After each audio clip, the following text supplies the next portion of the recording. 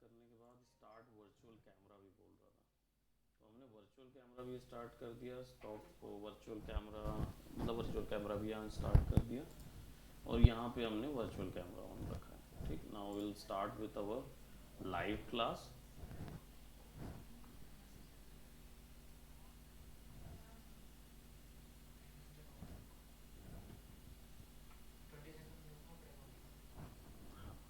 बस हो गया चालू, इसके लिए तो घंटों रुके थे।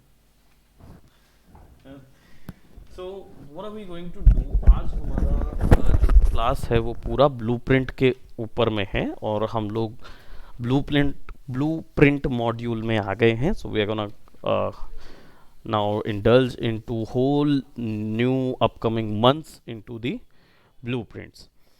So हम blueprint और फिर उसके बाद C++ पोजीशन में जाएंगे. अनरियल का ब्लूप्रिंट सबसे पहले आपकी होप्स को मैं थोड़ा डाउन कर दूं, थोड़ा सा डाउन कर दूं, पूरा नहीं, थोड़ा सा डाउन कर दूं, क्योंकि ब्लूप्रिंट जो है अनरियल का इससे पहले अनरियल 3 में स्क्रिप्टिंग हुआ करती थी, ब्लूप्रिंट था ही नहीं. अनरियल 4 आया, अनरियल 4 में उन्होंने ब्लूप्रिंट स्क्रिप्ट जो है, जो उनकी स्क्रिप्ट है उसको अपग्रेड किया. ब्लूप्रिंट्स उन्होंने तब भी इंट्रोड्यूस नहीं किए थे. अनरियल 4.14 उसमें आया आपके पास क्या बोलते ब्लूप्रिंट्स. अब ब्लूप्रिंट्स जो है वो एक्चुअल में स्क्रिप्टिंग रिप्लेस करने के लिए नहीं आया. ये एक्चुअल में इसलिए आया क्योंकि ये स्क्रिप्टिंग में जितनी फ्रीडम मिलती थी बट वो उतने इंट्यूटिव नहीं होते थे. तो ब्लूप्रिंट्स क्लास बनाई गई या ब्लूप्रिंट्स बनाए गए, जिसके कारण से क्या हो रहा, अब आपके पास गेम के मैकेनिक्स या गेम को कंट्रोल करने के लिए सारा का सारा ऑप्शन ऑब्जेक्ट के फॉर्म पे उसके अंदर डाल दिया गया. ठीक, तो हर चीज़ जो है वो आप ऑब्जेक्ट के फॉर्म पे उससे कंट्रोल कर पाएंगे. पहली चीज़ तो it is not scripting replacement नहीं है. दैट मीन्स होप्स अप इसलिए नहीं आए क्योंकि उसके अंदर अनलिमिटेड फ्रीडम नहीं मिलेगी कि आप जो अपने से कुछ कस्टमाइज क्रिएशन का सोच रहे थे वो चीज़ थोड़ा उसमें बैन किया गया है. अनरियल 5 में उसे और थोड़ा सा स्ट्रिक्ट कर दिए हैं. ठीक, लॉजिक से आप बना सकते हो, दिमाग लगाना पड़ेगा आपको. लॉजिक्स तो हर चीज़ में आपके पास रहेगा ही, जिसमें से आप क्या है कुछ एक नया टर्म जनरेट कर सकते हो या निकाल सकते हो. कोई आया है और इशिता और स्वास्तिक आए हैं. स्वास्तिक वैसे क्लास नहीं है बट आप, मैं एक डमी क्लास ले रहा हूँ तो आप डेफिनेटली बैठ सकते हो. बाद में आप अनरियल अपग्रेड करा लेना. ऑलराइट, सो यहाँ पे हमारे पास ब्लूप्रिंट और हमारे पास मॉस वगैरह था. हमारा सीन कहाँ गया, मैप वो वाला कौन सा है, स्क्रैच लेवल था क्या? हाँ स्वास्तिक बोलिए. हम्म, हाँ हाँ हाँ, नहीं कर सकते. हम अपना ब्लूप्रिंट क्लास बना सकते हैं पर वही है, अगर आप वही स्क्रिप्टिंग करोगे तभी आपको वो देगा. अगर आप विदाउट स्क्रिप्ट के कुछ नया क्रिएट करना चाह रहे हो, दैट इज, हाँ कस्टमाइज ब्लूप्रिंट्स बनाना चाह रहे हो तो वो आपको ब्लूप्रिंट्स के थ्रू नहीं मिलेगा स्क्रिप्टिंग. और जो कस्टमाइज ब्लूप्रिंट्स होते हैं वो उसी से बनाना पड़ेगा. नया कुछ नहीं है इसमें, बस एक चीज़ है कि उसका मैक्रो बनता है. मैक्रोज बनाते हैं तो आप अपना एक कस्टमाइज नोड्स यूज़ कर पाओगे, वहाँ से रेफरेंस करके यूज़ कर सकते हो. ठीक, अब हमने ये जो बनाया था ये मैप हम नहीं चाह रहे थे एक्चुअली में, हम चाह रहे थे एक सिंपल क्लियर्ड मैप चाह रहे थे. ठीक, and what I am gonna do, I am gonna create a plane. एक सिंपल प्लेन मैं इस पर क्रिएट करूँगा शेप्स के अंदर, प्लेन, और उसको मैं थोड़ा सा स्केल कर दूंगा.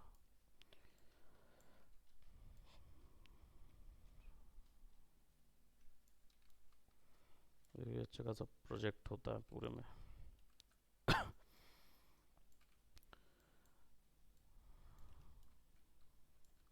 ठीक, ओके. सो जनरली जब गेम आप शुरू करते हैं बनाना और ब्लूप्रिंट्स के साथ आप वर्क करना चाहते हैं तो ब्लूप्रिंट्स होते क्या हैं ये तो अभी हमने देखा. वैसे हमने केवल ब्लूप्रिंट सिस्टम समझा, लेकिन ब्लूप्रिंट्स होता क्या है, बेसिकली इट्स एन ऑब्जेक्ट, और ये एक विजुअल फॉर्म ऑफ लैंग्वेज है जिसका यूज़ करके आप एल्गोरिदम्स बनाते हैं अपने गेम के लिए, रूल्स बनाते हैं, रूल्स तय करते हैं, ठीक। और जितने लॉजिक्स हैं वो सारे के सारे आप अपने गेम में डाल सकते हो। Now in the form of nodes वो वर्क करता है, ठीक। इसके रिगार्डिंग मैंने क्या किया है, एक आप लोगों के लिए सेक्शन क्रिएट किया है, and that is your notes, है ना, और वो है अनरियल के नोट्स, ठीक। तो आपको लिखने की ज़रूरत तो है, बट लास्ट में मैं ये शेयर भी कर दूंगा, so that you will have all the notes जिसमें हम ब्रेक डाउन कर सकते हैं अनरियल को उसके ब्लूप्रिंट्स के हिसाब से, ठीक। इसलिए मैंने अपना लोगो डाला हुआ फ्रॉम क्यूबनॉम, क्योंकि मैं ला रहा हूँ कंटेंट कौन से रेफरेंस से, from the documentation from the site itself. Unreal का जो डॉक्यूमेंटेशन है उसकी ही साइट से हम ब्रेक डाउन कर रहे हैं सारी चीज़ों को, ठीक। तो इसमें कुछ कस्टमाइज मैं अपना रखूंगा, कुछ कस्टमाइज डेफिनेटली डॉक्यूमेंटेशन का होगा, तो आप रेफरेंस वहाँ से ले सकते हो आगे अगर और कुछ चीज़ें आपको चाहिए है तो, ठीक। तो ब्लूप्रिंट जो है, it's a blueprint visual scripting system है in Unreal Engine 5, is a complete game play scripting system based on the concept of using a node based interface. ये आप जानते ही हो ऑलरेडी कि नोड बेस्ड सिस्टम से किस तरीके से वर्क करते हैं। बेसिकली ये क्या काम करता है, ऑब्जेक्ट ओरिएंटेड क्लासेस इसके पास ऑलरेडी रहते हैं जिनका यूज़ करके ही हम एट्रीब्यूट्स को कनेक्ट करके कोई एक वर्क निकाल पाते हैं, ठीक। यानी कोई भी एक फंक्शन को आपको तैयार करना है तो आपको उस पर्टिकुलर एट्रीब्यूट की वैल्यूज़ को यूज़ करना होगा, ठीक। अब फंक्शन मेजर क्या होता है इसके अंदर, तो क्लास एक्सटेंडिंग करते हैं, storing and modifying default properties, यही चीज़ एक ब्लूप्रिंट करता है, और managing sub object for example components, instancing for classes. ये तीन मेजर काम, तीन ही काम ब्लूप्रिंट के होते हैं। हम यहाँ पे मेजर या बेसिक काम नहीं बोल रहे हैं, हम ये बोल रहे हैं तीन ही काम ये चीज़ करता है। करेक्ट, बिल्कुल। देखो जैसे इंस्टांसेस, मैनेजिंग सब ऑब्जेक्ट और इंस्टांसिंग, बेसिकली अगर गेम में जितने भी नए नए ऑब्जेक्ट डाले जाते हैं, हर ऑब्जेक्ट को क्रिएट करने के लिए आप जानते हो कि कितनी स्पेस और कितनी प्रॉपर्टीज डाल ली जाती है। अब अनरियल साइज का सॉफ्टवेयर, अगर उसमें एक भी आप नया कंपोनेंट ऐड करते हो तो वो कितनी वैल्यूज लेके अंदर जाएगा। अब वहाँ पे हम गेम में जब गेम बनाया जाता है तो हम सबसे पहला हमारा जो गोल होता है वो होता है ऑप्टिमाइजेशन, कि गेम को ऑप्टिमाइज मेमोरी में यूज़ किया जाए, that is our main goal, major goal वही रहता है। तो यहाँ पे अनरियल को एक ऑब्जेक्ट के साथ अगर मैं दूसरा ऑब्जेक्ट डाल देता हूँ, तीसरा ऑब्जेक्ट डाल देता हूँ, तो हर जगह हायरार्की बनाता रहेगा, और इतनी सारी हायरार्की को कैलकुलेशन अगर एक साथ एक्टिव व्यू पोर्ट पे रेंडर करेंगे तो वो बहुत ज़्यादा बड़ी कैलकुलेशन हो जाएगी। इस जगह पे क्या आता है, इंस्टांसिंग काम आता है। इंस्टांसिंग क्या होता है, प्रॉक्सी यूज़ करता है, सीधा एक ज्योमेट्री बनाया, उसी की रेफरेंस मेमोरीज सब जगह जा जाके यूज़ होती रहती हैं, तो वो हमें दिखता है कि there are multiple objects, but वो ऑब्जेक्ट्स एक ही है ना। तो वो चीज़ अनरियल की हैंडल जो होती है वो ब्लूप्रिंट के थ्रू हो सकती है। नहीं नहीं नहीं नहीं, ब्लूप्रिंट बनाओगे तो आपको ये नहीं दिखेगा, लेकिन आप ये कर सकते हो, मतलब ये आपके हाथ में है, the power to change this वो आपके पास रहेगा। भले ये अपने आप भी कर सकता है, मतलब आपने उसको अलाउ किया है तो वो डेफिनेटली करता जाएगा, है ना, तो मैनेज तो काम करेगा ही वो, लेकिन आप भी उस पॉइंट को छेड़ सकते हैं, ठीक। अब ब्लूप्रिंट कहाँ मिलता है, ब्लूप्रिंट आपको मिलता है अनरियल के अंदर, और ब्लूप्रिंट्स डिवाइड होते हैं मल्टीपल टाइप्स में। यहाँ पे आप थोड़ा सा अगर नोट करोगे तो ये वाला जो सेक्शन है ना अनरियल स्क्रिप्टिंग का, ये पुराने ब्लूप्रिंट से नए ब्लूप्रिंट्स को कंपेयर किया हुआ है। ये अनरियल इंजन 4 का ब्लूप्रिंट है, ये सी प्लस प्लस क्लासेस हैं, है ना, और ये आपका अनरियल स्क्रिप्टिंग 3 का है। तो उस समय कौन सी फाइल यूज़ करता था, तो dot UC file blueprint asset को बोला जाता है। ये टर्मिनोलॉजी मैच बता रहा है। यहाँ पे सीपीपी में डॉट एच फाइल में अगर आपको मिलेगा तो एसेट मिल जाएगी। यू क्लास रहेगा तो यू प्रिंट जनरेटेड क्लासेस के अंदर मिलेगी, यू क्लास के अंदर। एक्सटेंड क्लास नेम अगर आप डालोगे तो पेरेंट क्लासेस को डिनोट कर रहा होगा, क्लास नेम यहाँ पे सीपीपी में इस तरीके से डिनोट करेंगे। वेरिएबल, वेरिएबल यहाँ भी वेरिएबल हैं, यू प्रॉपर्टी है, right. Function graph slash events, functions यहाँ पे ग्राफ और इवेंट्स को फंक्शंस बोला जाता है इधर पे, और यहाँ यू फंक्शन वो, हाँ, इवेंट ग्राफ जिसको हम लोग बोलते हैं ना, वो फंक्शंस ही हैं। वहाँ आप अपने कस्टमाइज फंक्शन बना सकते हो। डिफ़ॉल्ट प्रॉपर्टीज, क्लास डिफ़ॉल्ट्स, अगर आप यहाँ पे जाओगे तो क्लास डिफ़ॉल्ट्स आपको मिलेंगे, और ये नेटिव कंस्ट्रक्टर, और डिफ़ॉल्ट कंपोनेंट्स, कंपोनेंट्स लिस्ट, और नेटिव कंस्ट्रक्टर। ये C plus plus language terminology, ये हमारा अनरियल स्क्रिप्ट, और ये हमारा ब्लूप्रिंट का। तो ये इसको देख लेना, कोई एक सैम्पल प्रोजेक्ट्स में अगर आप ब्लूप्रिंट चेक करोगे तो उसमें ये वैल्यूज़ मिलेगी, तो अब आपको थोड़ा सा आइडिया आता जाएगा कि कौन सी टर्मिनोलॉजी किस चीज़ के लिए यूज़ हो रही है। टाइप्स ऑफ ब्लूप्रिंट्स, ब्लूप्रिंट्स कितने टाइप्स के हैं? मेजर 3 टाइप्स के ब्लूप्रिंट्स अनरियल ने दिया हुआ है। इनमें पहला है ब्लूप्रिंट क्लास, राइट। अब ब्लूप्रिंट क्लास जो है, इट्स किस चीज़ के लिए है बेसिकली, तो जो आपने ब्लूप्रिंट क्लास का बेसिक मतलब सिंपल ये है कि जो आप यहाँ पे देखते हो अनरियल के अंदर पे, जब भी हम कोई एक, मैं यहाँ पे एक फोल्डर एक्स्ट्रा ऐड कर देता हूँ, new folder which is name blueprints, और हम यहाँ पे जब भी हम ब्लूप्रिंट क्लास एंट्री लेते हैं तो ये ऑल इन ऑल पूरी क्लासेस नहीं है। यहाँ पे ऑल क्लासेस करोगे तो ये पूरी ढेर सारी क्लासेस मिल जाएंगी। तो ये जो ब्लूप्रिंट क्लास का जो टर्म यहाँ पे दिया हुआ है which is basic blueprint class, इसका मतलब ये होता है कि ये एक्चुअल में केवल एक्टर्स, एसेट, और जो गेम में विजुअल डिज़ाइंस के लिए या गेम के अंदर जो बेसिक शुरुआत होती है, जैसे पॉन हो गया, राइट, कैरेक्टर हो गया, या लीड एल्गोरिदम्स हो गए, वो सारी चीज़ें हैंडलिंग के लिए ब्लूप्रिंट क्लास बना हुआ है, ठीक। तो ये जितना भी आपको दिखता है इसमें पॉन, एक्टर, कैरेक्टर, ये हो जाते हैं आपके ब्लूप्रिंट क्लास के। सीन कंपोनेंट, ये भी ब्लूप्रिंट क्लास का हिस्सा हो जाता है, ठीक। इनमें से कुछ जो हैं वो लिटरली ब्लूप्रिंट क्लास के हिस्से नहीं है, तो कुछ अलग हैं, कुछ है। तो ब्लूप्रिंट क्लास बेसिकली किस चीज़ के लिए यूज़ होता है? फॉर द इनसाइड जॉब, आपके कैरेक्टर का, ठीक। अभी इसमें थोड़ा सा एक प्रैक्टिस भी हम इन्वॉल्व करेंगे।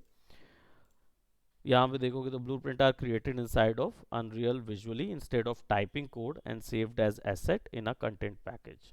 These essentially define a new class or type of actor which can then be placed into maps as an instances that behave like any other type of actor. Right? तो assets, actor, ये जितने भी product उसके अंदर use हो रहे हैं वो सारी ब्लूप्रिंट क्लास के थ्रू यूज किए जा सकते हैं. Then there will be data only blueprint. अब डाटा ओनली ब्लूप्रिंट क्या होता है? ये वो वाला ब्लूप्रिंट क्लास है जिसके अंदर केवल डेटा हैंडल होता है, इसके अंदर और कोई काम नहीं होता है. Data only blueprint are edited in a compact property editor, यानी कि जो ब्लूप्रिंट के एडिटर्स मिलते हैं उनके अंदर इनको नहीं चेंज करते हैं. इनको हम ये कहाँ पे आ जाते हैं? तो ये आपके कहाँ कहाँ मिलेंगे? प्रोजेक्ट सेटिंग्स में क्लासेस मिलेंगी, वहाँ पे जो वैल्यूज़ हम छोटी छोटी चेंज कर देते हैं, बस that is the data only blueprint. मतलब ये उधर से कनेक्टेड रहते हैं, हम उनको एक्सेस नहीं कर सकते, ऐसा नहीं है, हम उनको भी एक्सेस कर सकते हैं. चेंज हो रहा है, right. So these allows also inherited properties to be tweaked and modified but no new elements can be added, है ना. तो उनको चेंज भर कर सकते, डेटा मैनिपुलेट किया जा सकता है, लेकिन हम उसको एंटायर न्यू डेटा नहीं बना सकते. तो पहला सेक्शन ब्लूप्रिंट का होता है क्लासेस का, नॉर्मल एक्टर, एसेट्स वगैरह का. दूसरा सेक्शन होता है डेटा ओनली का, जिसमें केवल डेटा ओनली ब्लूप्रिंट्स होते हैं। ठीक, देखो इसमें क्या है, but can also be converted to full blueprints by simple adding code, variables और components using the blueprint editor। यानी ब्लूप्रिंट एडिटर का यूज़ करके ही हम कोई नई चीज़ डाल सकते हैं, अदरवाइज हम जनरेट नहीं कर पाएंगे कोई नई वैल्यू। तीसरा होता है लेवल ब्लूप्रिंट।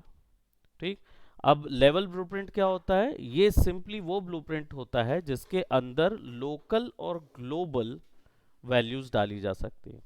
लोकल ग्लोबल, है ना, बस उसी वैल्यूज के लिए लेवल ब्लूप्रिंट बना होता है। तो आप इसको लोकल टू वन लेवल कर सकते हो जो भी एल्गोरिदम आपने बनाया है, या ग्लोबल कर सकते हो। तो जैसे स्कोरिंग हो गया, या आपका मेटा डेटा हो गया जिसमें आपने कितने लोगों को मारा था, कितने लोगों को through out the game stats कैसे थे, वो सारे आपके लेवल ब्लूप्रिंट्स में चले जाते हैं।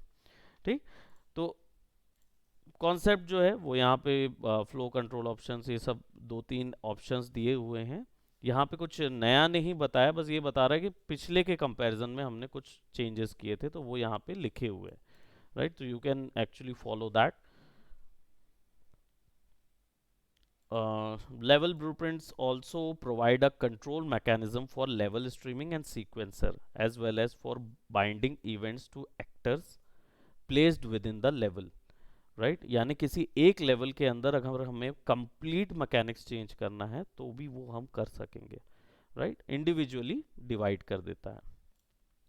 नाउ अब इधर आ जाते हैं कुछ देर के लिए, और हमारा जो ब्लूप्रिंट है उसमें राइट क्लिक करके ब्लूप्रिंट ओपन करते हैं।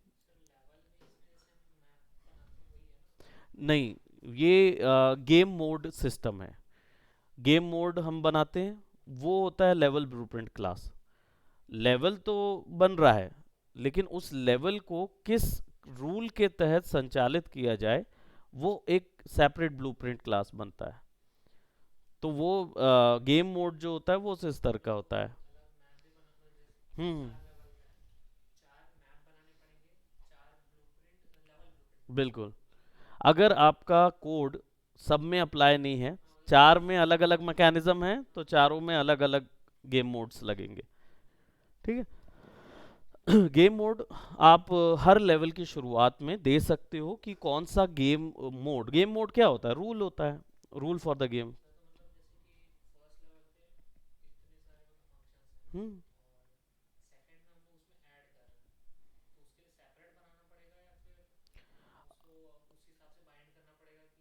इसको ऐसे कर सकते हो कि जैसे मान लो अगर आपने इंस्टांस कर लो या कॉपी कर लो, क्योंकि लेवल जो है वो तो एक ही बनेगा, और एक सेट ऑफ रूल दोबारा बदल नहीं सकता। तो अगर आपने उसको सेकेंड रूल में उसको कॉपी करके कुछ और नई चीज़ें भी डालनी है, तो आप उसको मॉडिफाई कर सकते हो। बाय कॉपी कर लो और दूसरा मॉडिफाई करके न्यू कर लो, हाँ इंस्टांस करके न्यू कर लो। इंस्टांसेस जो है ना वो कभी मॉडिफाई नहीं हो सकते, क्योंकि इंस्टांसेस, हाँ इंस्टांसेस एक्चुअल में रेफरेंस होते हैं।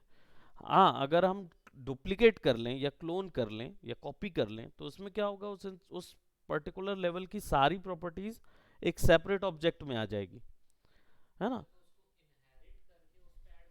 हाँ, इनहेरिट करके हम उसको कर सकते हैं, बट न्यू ऑब्जेक्ट के अंदर इनहेरिट कर दो पूरी प्रॉपर्टीज, और फिर उसके बाद उसको मॉडिफाई कर दो या नई चीजें ऐड कर दो, दैट यू कैन डू।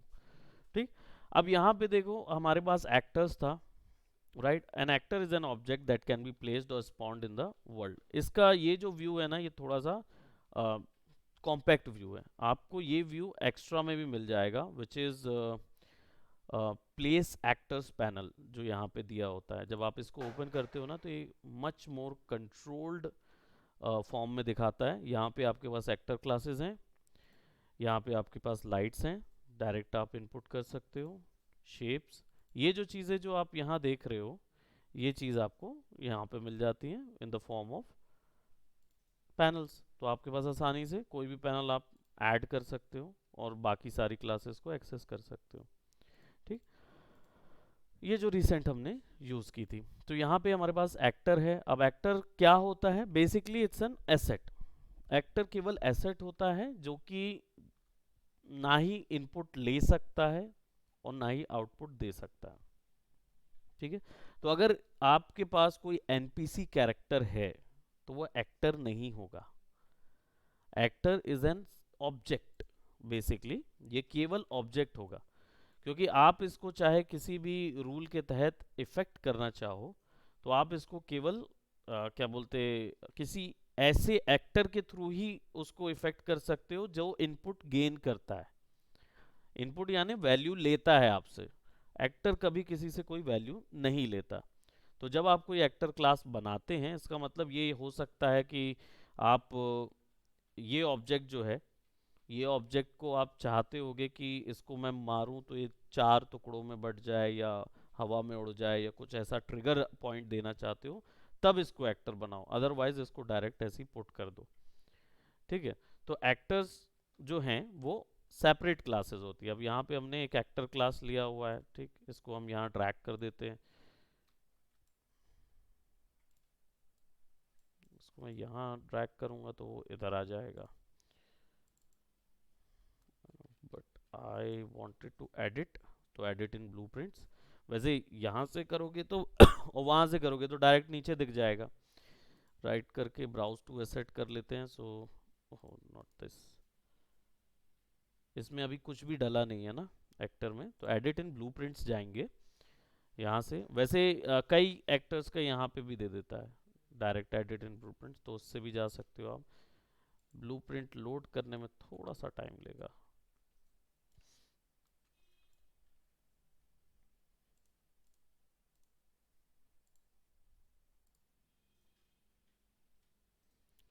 इतना भी थोड़ा टाइम थोड़ी ना लेता है वो।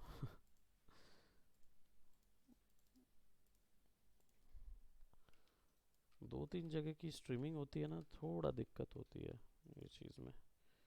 Okay, so if it is not opening that, so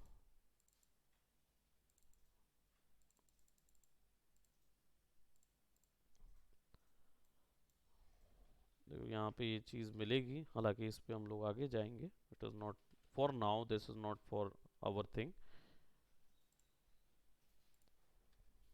no, okay, so ऐसा करते हैं, हम इस पैनल व्यू को ऑफ कर देते हैं and I'm gonna delete this actor probably। Blueprint का हमने ये बनाया हुआ था, right click blueprint class actor class, right, हमारे पास डायरेक्ट एक्टर आ जाएगा। इसको हम ACT 001 देके डबल क्लिक कर देंगे। So now will be getting our blueprint panel in no time. अरे ये भी चल रहा है ना, ये भी बैकग्राउंड में क्या, एक अपना ये है और एक ये ब्लूप्रिंट है। वो हमेशा एक पैनल दिखाता रहेगा, तो वो इसका तो हमेशा ओपन रहता है, बट कई बार टेक्सचर और इन सब चीज़ों का ओपन आ जाता है। सो नाउ ब्लूप्रिंट इंटरफेस जो है, ये टर्म अलग है। यहाँ जो इंटरफेस की बात करेंगे वो अलग है, लेकिन ब्लूप्रिंट इंटरफेस भी एक टर्म होता है आपके क्या बोलते हैं ब्लूप्रिंट्स के अंदर। ठीक, तो अभी फिलहाल जैसे हमने यहाँ पे एक्टर तैयार किया, तो एक्टर आया किसके अकॉर्डिंग, व्यू पोर्ट के, राइट। बेसिकली आपको यहाँ पे एक 3D व्यू पोर्ट देगा जिसके अंदर आप ऑब्जेक्ट डाल सकते हो, मैंने प्रीवियस भी बताया था। ये है कंस्ट्रक्शन स्क्रिप्ट, यहाँ पे फंक्शन खुद का बनता है। ठीक, तो अभी फिलहाल यहाँ पे जो फंक्शन बनाओगे वो सब जगह नहीं है, ये लोकल टू एक्टर है। तो जो भी चीज़ आप लगाओगे वो यूज़ होगी केवल यहीं, यहाँ से बाहर नहीं जाएगी। आप जो भी स्क्रिप्ट यहाँ करोगे वो यहाँ से बाहर नहीं जाएगी, आप यहीं पे यूज़ करो, यहाँ बनाओ यहाँ यूज़ करो, ऐसा वाला पॉइंट है। ठीक, अब इसके जो कंपोनेंट्स हैं या इसकी जो एनाटॉमी होती है ब्लूप्रिंट्स की, उसमें जाते हैं। बस उससे पहले थोड़ा सा ये इंटरफेस सेक्शन देख लें कि ये करता क्या है। Blueprint interface is a collection of one और मोर functions name only, no implementation that can be added to other blueprints. Any blueprint that has the interface added is guaranteed to have those functions. क्या समझे इससे?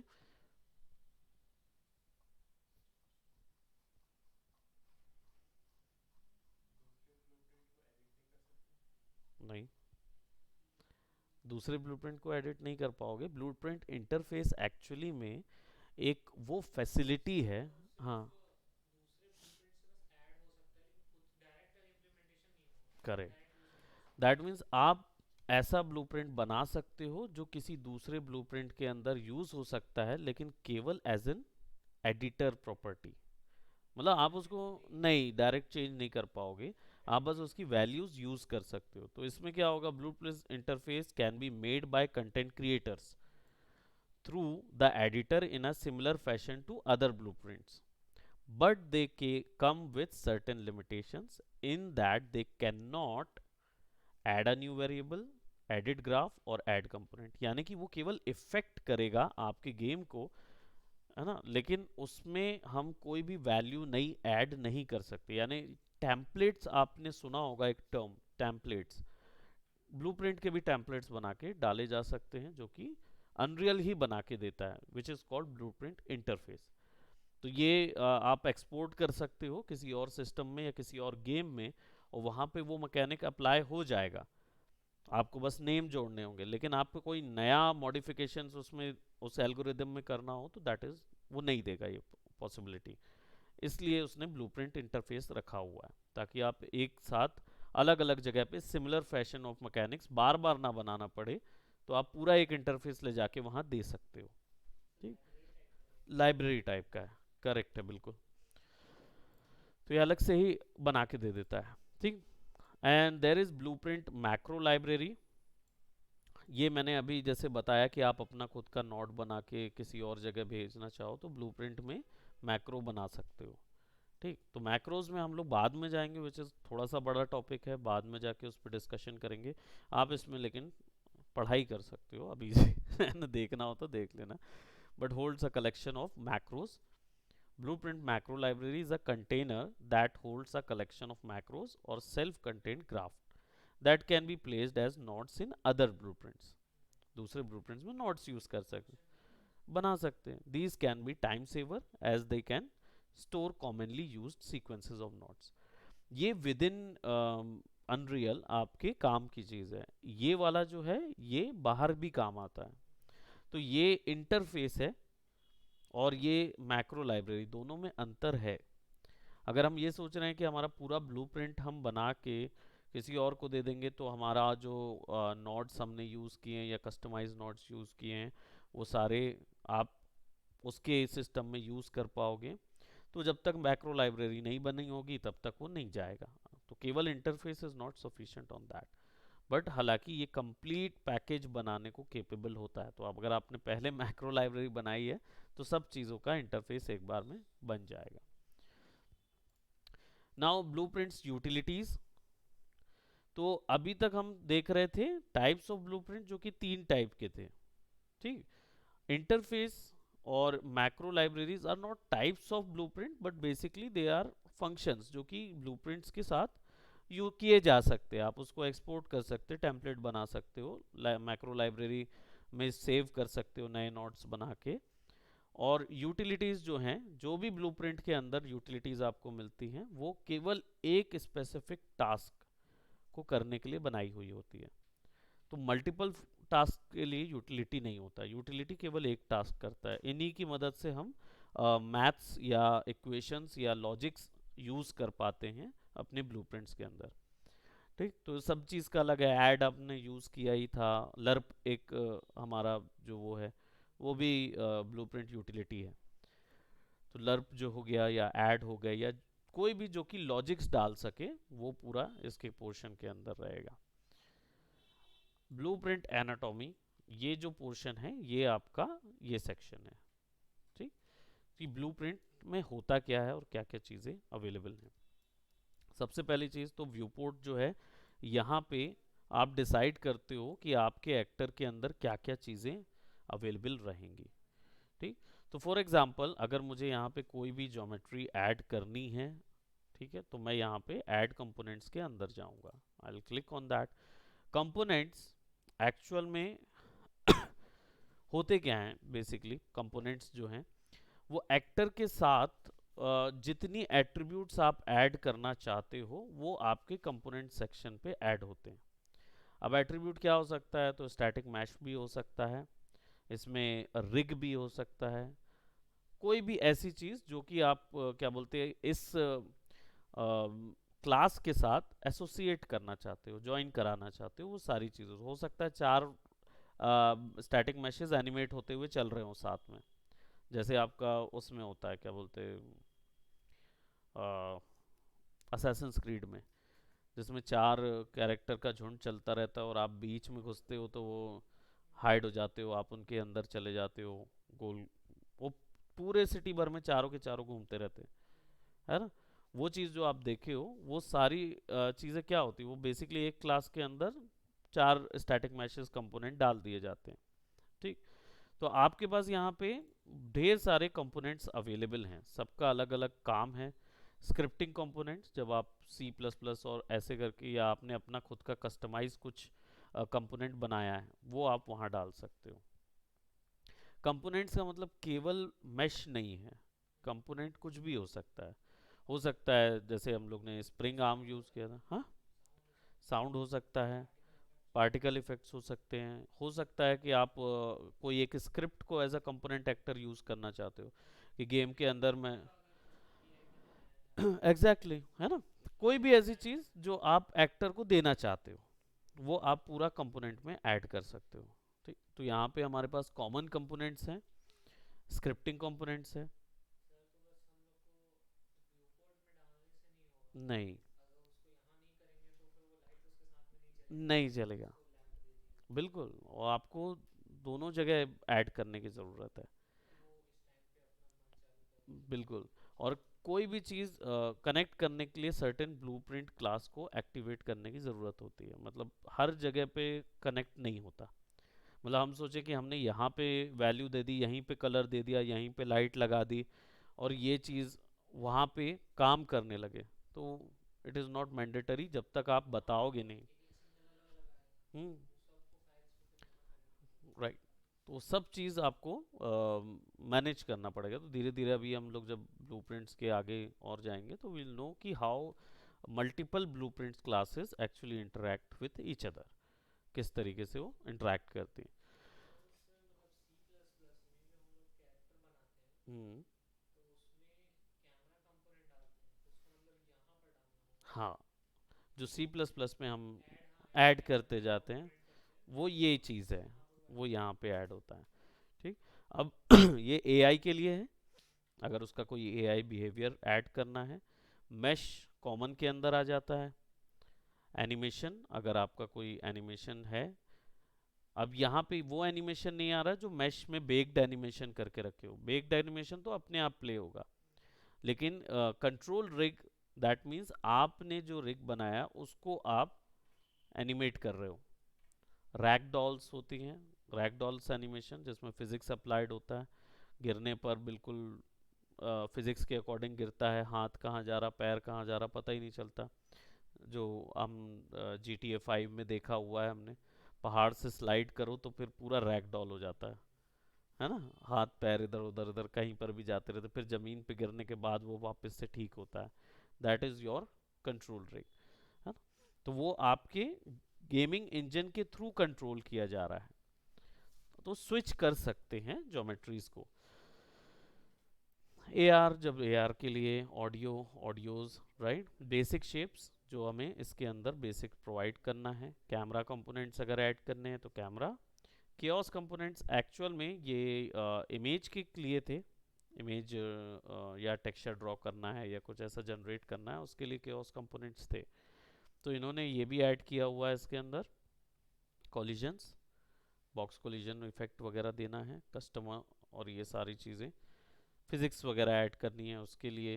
Then field, अगर आप किसी एक दायरे को मेजर कराना चाहते हो तो फील्ड भी ऑप्शन है, so that sensor, field sensor बोल सकते हैं इनको, जिससे सेंस होता है, गेम प्ले टास्क है ना, और आईके और lights and there is multi more, बहुत सारे हैं।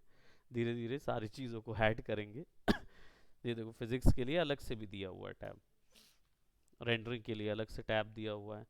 तो जो भी कंपोनेंट आप देना चाहते हो आप यहाँ से दे सकते हो, ऐड कर सकते हो। ठीक, यूटिलिटी वाले स्पेशल यूटिलिटीज़ के लिए दिया हुआ है।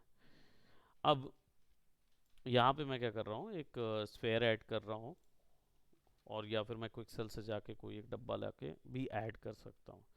तो क्विक्सेल वाला जो भी चीज़ आपने रखा होगा एसेट्स में, आई थिंक प्रोबेबली हमारे पास अभी कुछ है नहीं क्या?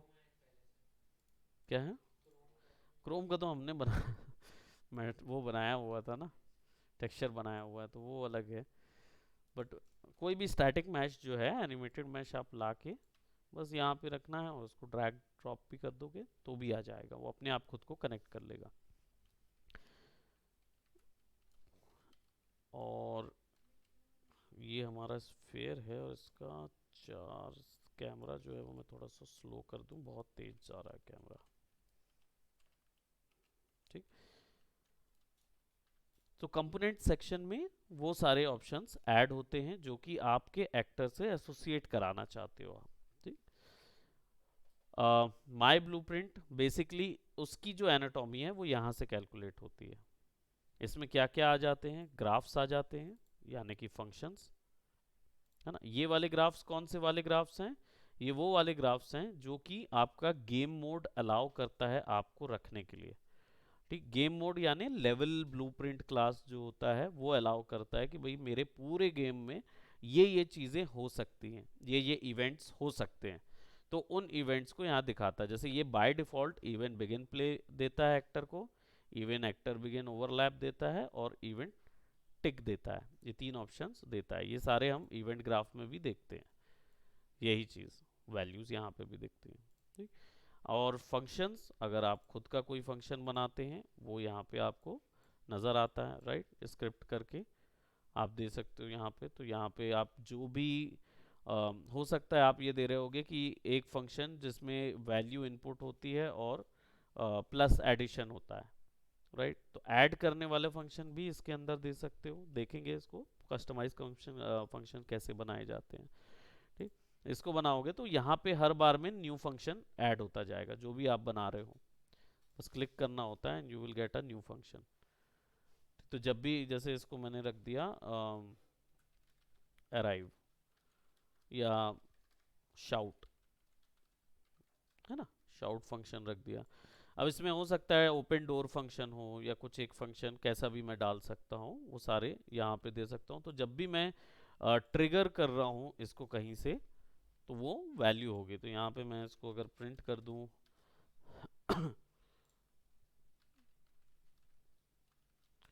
ठीक है, तो ये हमारे पास क्या आ गया, स्ट्रिंग प्रिंट हो गई इसके लिए। अब ये एग्जीक्यूट कहाँ पे होगा, ये एग्जीक्यूट होगा यहाँ से। हाँ, इवेंट बिगिन में अगर मैं क्या था, शाउट है ना, कॉल फंक्शन शाउट, राइट। तो कोई भी चीज़ चालू करने से पहले कंपाइल सेव ऑन सक्सेस रहेगा, सेव कंपाइल, एंड प्रोबेबली हम इसको ऑन करेंगे।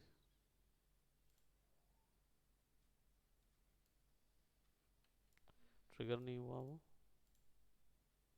ये डिसेबल ऑल लैंग्वेज, शुरू होने में थोड़ा सा टाइम ले रहा है वो। और play this level in a new window, alt P, hold control, है ना।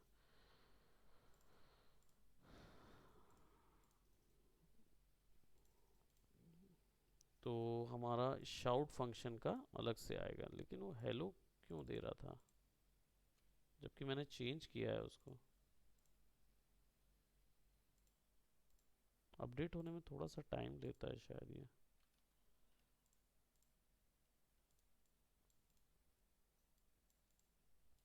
ओके, हालांकि ये एक्टर क्लास है,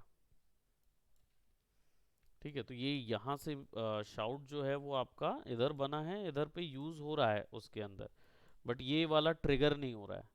ये ट्रिगर क्यों नहीं हो रहा है, क्योंकि ये एक्टर क्लास है, ये इनपुट नहीं लेता किसी से। इवेंट बिगिन हुआ, शाउट उसको बोलना है। जब आप प्ले करोगे ना, तो ये कहाँ पे हो रहा है मालूम है? ये एक्चुअली हो रहा है गेम मोड मेरा बना हुआ है कहीं पे, ऑलरेडी पहले से एक क्लास बना हुआ है इधर, और उसके अंदर प्रोबेबली मेरा हमने नहीं बनाई थी इसमें कोई क्लास।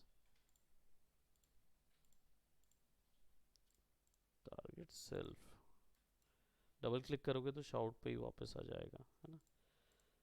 और प्रिंट टू स्क्रीन, हो सकता है होला लैटिन वाला हो, ट्रांसलेट करके नहीं दिखा रहा हो।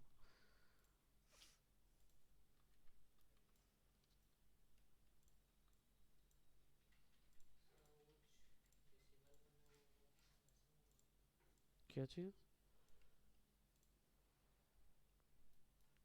डिसेबल इन द सेंस, ये आता है ना, disable all screen messages to suppress.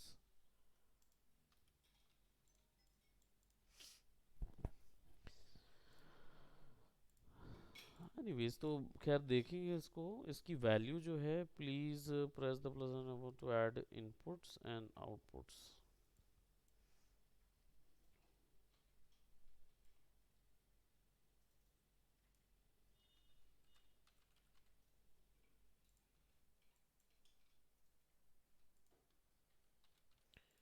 यहाँ पे दे रहा है क्या?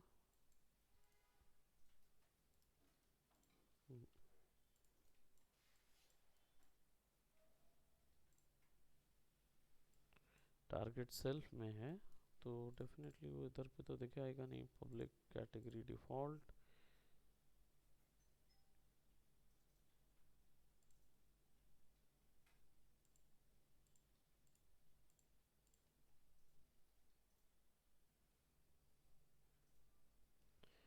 खैर यहाँ पे जितने भी हम ऐड करते जाएंगे उतने पैरामीटर्स हमको मिलते जाएंगे, जिसको हमको कनेक्ट करने को ऑप्शन मिल जाएगा। और ये क्या है? बेसिकली बुलियन वेरिएबल टाइप्स है।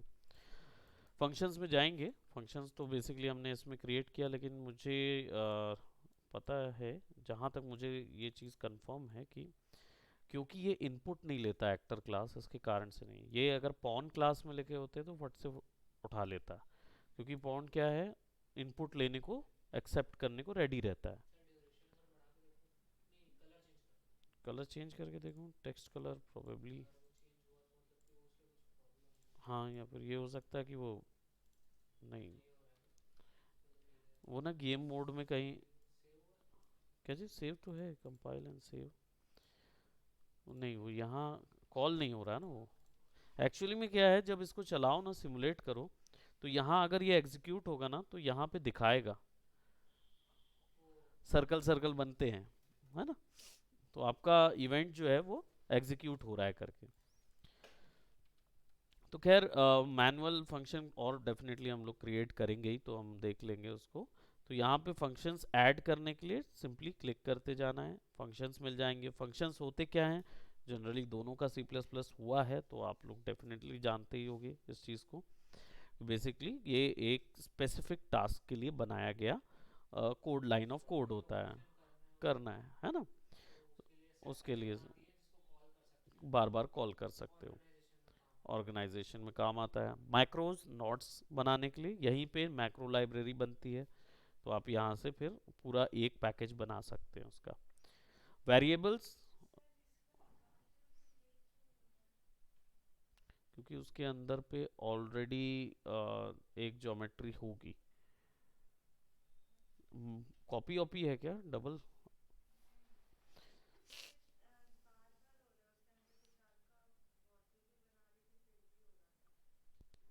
यार ग्राफिक कार्ड के कारण तो नहीं हो रहा है। दूसरा एक और ज्योमेट्री लो और फिर वैसे ही उसको एक्सटेंड करके देखो, या इसी का कॉपी बना के देखो और फिर एक्सटेंड।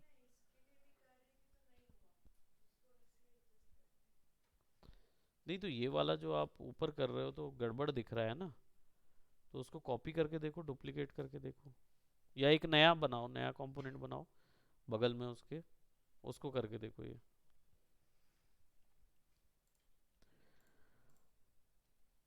तो यहाँ पे जैसे स्टैटिक मैच दिया है, अब डिफ़ॉल्ट सीन रूट जो है इससे डिफाइन होता है ज्योमेट्री या एक्टर के जो भी इसको क्या बोलना चाहिए कि इसी को कॉल किया जाता है हर बार। तो अगर आप डिफ़ॉल्ट सीन रूट पे एक्टर को ड्रैग कर दोगे तो वो बन जाएगा मेन रूट। अब जितनी भी चीज़ें हैं वो इसके थ्रू आप कॉल कर सकते हो। तो अभी ऐसे में क्या होगा कि आप डिफ़ॉल्ट सीन रूट अलग से मेंशन करना पड़ेगा आपको कि डिफ़ॉल्ट सीन रूट के अंदर स्फेयर को कॉल करो। है तो ये सब हायरार्की के अंदर, लेकिन आप स्फेयर को भी बना सकते हो डिफ़ॉल्ट सीन रूट। देखो क्या लिखा है।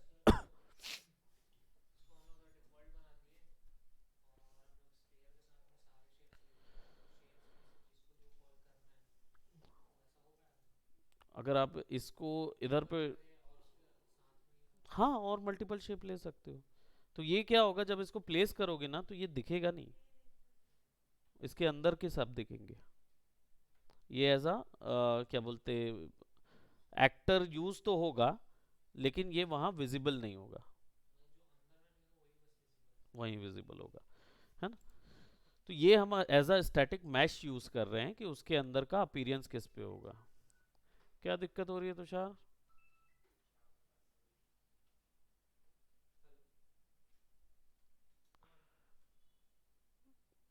ओके, 2 मिनट वेट करो सो दैट।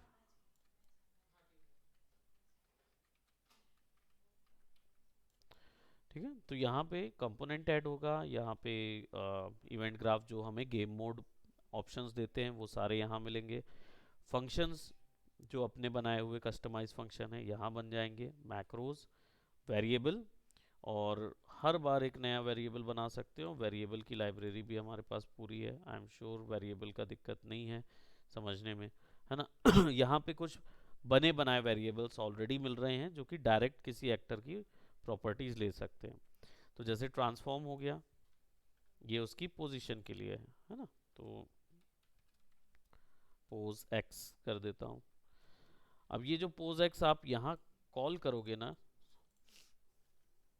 तो इसको ड्रैग एंड ड्रॉप करना है। इसमें वैल्यूज दो ही टाइप की होती, या तो गेट होगी या तो सेट होगी। सेट होगी तो वो डिफरेंट सेट ऑफ पैरामीटर्स देगा आपको नॉट के रूप में। तो आप इसको सेट करोगे तो ये एक इनपुट ऐड करके देगा आपको और एक आउटपुट ले जा सकते हो। जब आप इसको गेट करोगे तो ये आपको केवल एक आउटपुट पैरामीटर देता है जहां से आप डायरेक्ट वैल्यू निकाल सकते हो। बस एक वेरिएबल टाइप का दे दिया जहां से वैल्यू रिटर्न होगी। दूसरी चीज, कौन सी वैल्यू निकल रही है ये जानने के लिए पहली चीज तो इसका डाटा टाइप देख सकते हो। तो आप क्लिक करोगे तो राइट साइड में डिटेल्स मिलेगा जहां से आपको डेटा टाइप की सारी वैल्यूज मिलेंगी। अब ये कौन सा वैल्यू क्या बोलते सपोर्ट करता है वो जानने के लिए यहाँ पे कंपाइल करने की ज़रूरत होती है। डालने के बाद एक बार कंपाइल करोगे तब ये दिखाएगा आपको कि कौन कौन सी वैल्यूज़ ले रहा है ना। तो अब अगर आपने यहाँ पे वैल्यू डाल दिया कि भाई ये एक्स पे 1000 है, ठीक, और फिर यहाँ पे आपने ऐड किया आ, हमारा एक्टर, इसका नाम क्या है, स्फेयर ही नाम है, ACT 001।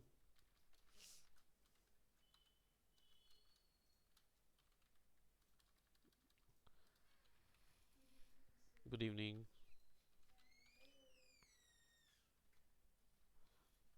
तो यहाँ पे सेट कर सकते हो डिफ़ॉल्ट सीन रूट का, है ना, और उसको लेके आओगे तो ये डिफ़ॉल्ट सीन रूट दिया हुआ है, that means the self target, या सेल्फ को भी दे सकते हैं। और ये उसके ट्रांसफॉर्म में प्रॉपर्टीज़ में चला गया। इवेंट बिगिन होने के बाद ट्रिगर हो गया। इसमें क्या न्यू,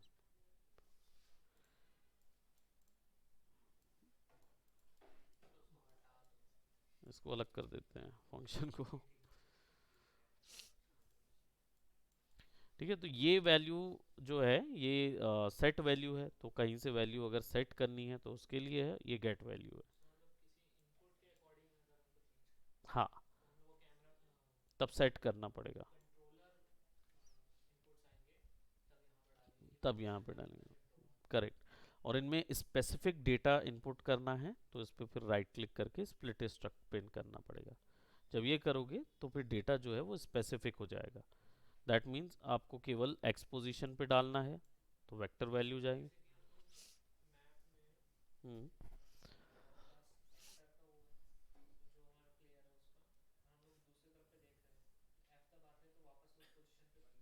फोकस आ जाएगा, ये कर सकते हैं।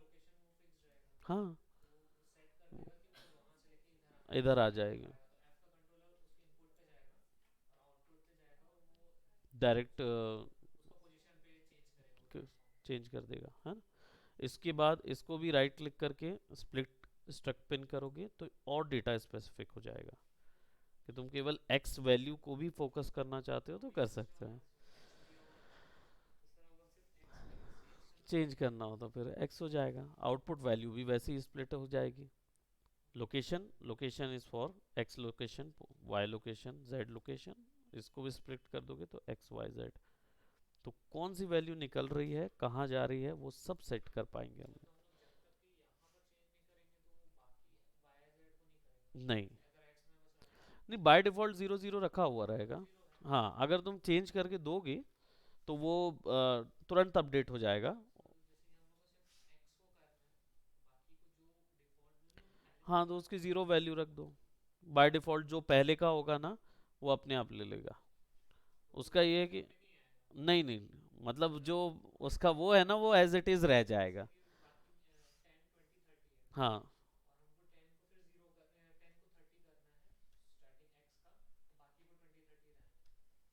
2030 रहना है तो वो हाँ, अगर यहाँ पे ज़ीरो रखे हो और वहाँ पे अपडेट करोगे फिर से तो वो डेफिनेटली ज़ीरो चला जाएगा, ज़ीरो ज़ीरो चेंज होगा।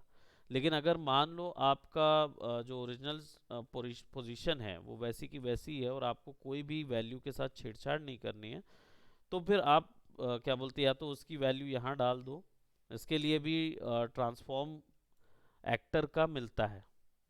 एक्टर का हमने सेट वर्ल्ड ट्रांसफॉर्म डाला है, आप इसी को गेट वर्ल्ड ट्रांसफॉर्म डाल दोगे एक्टर का तो वो निकल आएगा। हाँ, गेट एक्टर ट्रांसफॉर्म निकाल दोगे तो वो वैल्यू आ जाएगी। सेल्फ का मतलब होता है इसी का, एक्टर का वैल्यू, तो वो तुम वो भी निकाल सकते हो, है ना। अब ये कौन सी वैल्यू देगा तो, है ना। हाँ, इसको रिकम्पाइल कर देते हैं और यहाँ से लोकेशन डाल दिए, फिक्स हो गई यहाँ से। हाँ,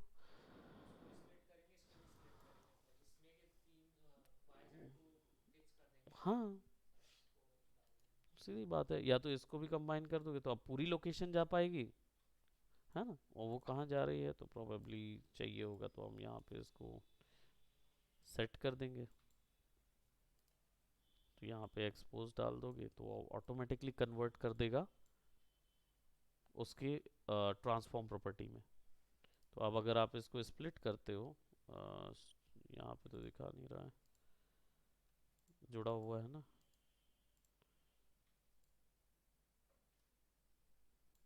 अब ये कन्वर्टर डला हुआ है, लोकेशन इधर जाएगी। तो यहाँ पे जो वैल्यू आप अब तो सब शुरुआती वैल्यू उसकी पता नहीं कौन सी है वो वाली जाएगी, तो अपडेट होगा तो फिर इधर चली जाएगी वो वैल्यू। कभी भी चेंज करना हो तो कर सकते हैं, लेकिन अभी फ़िलहाल जो मैंने स्ट्रक्ट डाला हुआ है कंपाइल करेंगे और इस वैल्यू को डिलीट कर रहा हूँ। और हर एक वैल्यू के ऊपर यानी नोड के ऊपर में आपको एक कमेंट बॉक्स मिलता है कमेंट डालने के लिए कि आप वो क्या काम करेगा, और सी शॉर्टकट है अलग से कमेंट पैनल डालने के लिए, ठीक। तो वो सिंपली स्टिक हो जाता है उसके साथ, ठीक। तो हमारे पास अभी क्या है, हमने इवेंट प्ले किया, यहाँ पे एक पोज एक्स दिया हुआ है, 1000 वैल्यू दी हुई है, ठीक। कंपाइल करते हैं और विल प्ले। एक्टर तो डाला ही नहीं है तो एक्ट कंटेंट ब्राउजर में नहीं दिखा रहा क्या।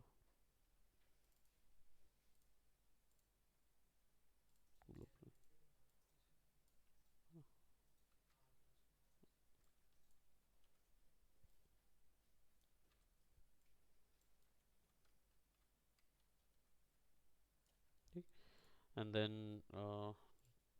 हमारा ब्लूप्रिंट क्लास इसी में से एक्टर क्लास ओपन कर लेते हैं, X1000,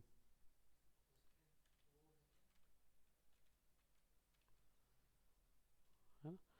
तो बाय डिफ़ॉल्ट शुरुआत में इवेंट बिगिन में जो फंक्शंस हमको देने हैं, जो कुछ क्रिएट करना है, वो वहाँ पे थ्रो कर सकते हो। अब आप चाहो तो इसका पोजीशन चेंज करना है, फिजिक्स अप्लाई करना है, कलर चेंज करना है, ये सारी चीज़ें एक्टर क्लास में कॉल की जा सकती हैं।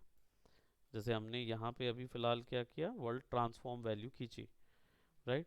अब ये वैल्यू कहाँ से मिलेगी, तो एक्टर वन सेल्फ पे क्लिक करोगे ना, तो आपको यहाँ पे वो अथॉरिटीज़ दी जाएंगी कि क्या किया जा सकता है इस एक्टर के साथ, वो सारा ऑप्शंस यहाँ पे आपको मिलता है, ठीक। डिफ़ॉल्ट सीन रूट के अंदर आपको ये मिलेगा कि गेम मोड इसके साथ क्या कर सकता है, ठीक है। तो ये कंप्लीट एक्टर का वो है, क्या बोलते हैं, डेटा है कि ये कैसे इनपुट ले सकता है, इसकी इनपुट रोक दी जाए, क्या क्या इवेंट्स इसके अंदर अप्लाई किए जा सकते हैं, वो सारे यहाँ इवेंट ग्राफ में ऐड हो जाएंगे। जो भी चीज़ वैल्यू डालोगे, है ना, ऐड होती जाएगी यहाँ पे, है ना। तो ये आपका डिफ़ॉल्ट सीन रूट के अंदर मिलता है, सॉरी एक्टर के अंदर आपको मिलता है कि वो कितना, उसके साथ क्या क्या काम किया जा सकता है, कि अगर कर्सर उसके ऊपर होगा तो क्या होगा, और ये सारे जो इवेंट है ना, ये यहाँ पे देख पाओगे, उस एक्टर के साथ क्या क्या चीज़ की जा सकती है।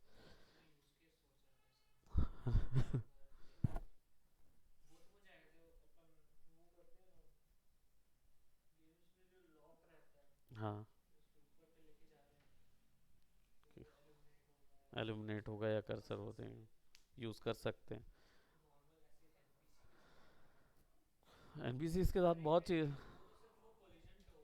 हाँ, अभी के रिसेंट गेमों में क्या दिया गया है, एनपीसी के ऊपर में जब कर्सर रखते हो ना बंदूक का, तो भागता है, डर के बाहर भागता है, हाथ उठाता है ना, ऐसे करके बैठ जाए सब, क्योंकि cursor by default cursor cursor ही तो होता है, क्योंकि आप एक्स और वाई पे माउस को बांध देते हो, लिमिट हो जाता है, तो कर्सर को घूमने का मौका ही नहीं मिलता। पिच और यॉ करके दो एक्शंस होते हैं, उनपे फिक्स हो जाता है, तो फिर कर्सर आप सेंटर पे ही रहता है।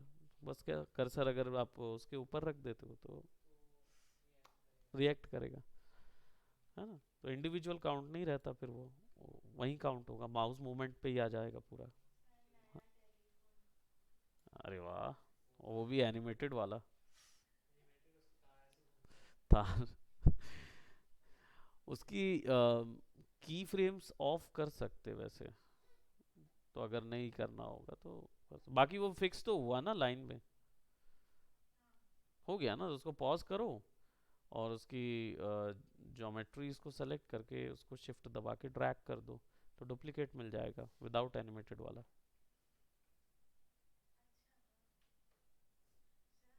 हम्म, कुछ नहीं, जो कर्व है ना, कर्व को खींच दो वहां तक, तो अपने आप मैनेज कर लेगा खुद को। कंट्रोल वर्टेक्स को करके खींच दो वहां तक, ठीक है। तो अभी आई थिंक इसको यहीं तक करते हैं, देन फिर हम लोग और आगे बढ़ाएंगे। एनाटॉमी का आप लोग पढ़ लेना, है ना, नोट्स मैं शेयर कर देता हूँ इस अनरियल नोट्स के नाम से, ऐसा ऐसा नाम दे देता हूँ, बाय क्यूब नाम। आज ही उसका वो बना लेना। और ऋषभ, कौन सा वाला है तुम्हारा?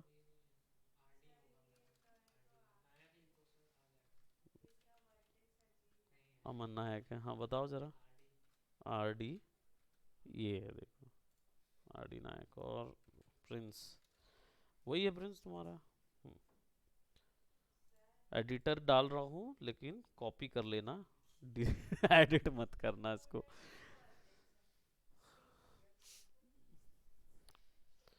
तो एक को सेलेक्ट करके खींच दो, वो तो फॉल ऑफ जैसा काम करेगा ना।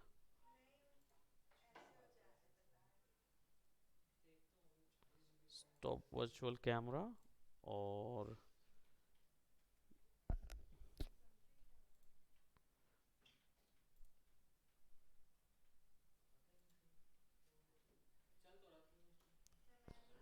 उसमें स्क्रीन नहीं दिखा रहा था मालूम है,